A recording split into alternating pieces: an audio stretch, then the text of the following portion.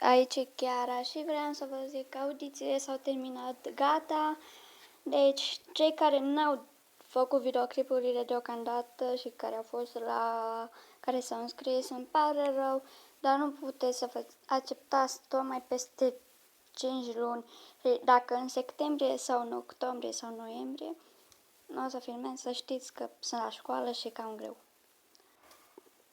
Cam atât. Audițiile s-au terminat și cam atât. Îmi pare rău pentru cei care n-au fost acceptați, dar trebuia să vă grăbiți cu videoclipurile. Deci îmi pare rău, foarte rău. Deci știu că în prima asta poză de sus trebuia să fiu eu, da, știu. Dar în Little Friends nu e vorba de cine e șeful sau cine nu e.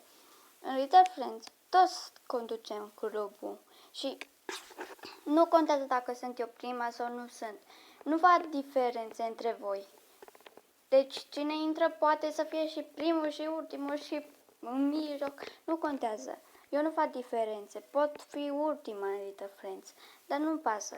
Eu nu fac diferențe între prieteni și da, vă întrebați, de ce nu ești tu prima, de ce nu apare poza ta acolo sus și prietenii mei din Little Friends m-au întrebat chestia asta și le-am zis că nu. Și le-am zis că nu contează cine e primul sau cine e ultimul. Da, eu conduc Little Friends, dar până la urmă toți suntem conducători. Și cam atât. Îmi pare rău, foarte rău.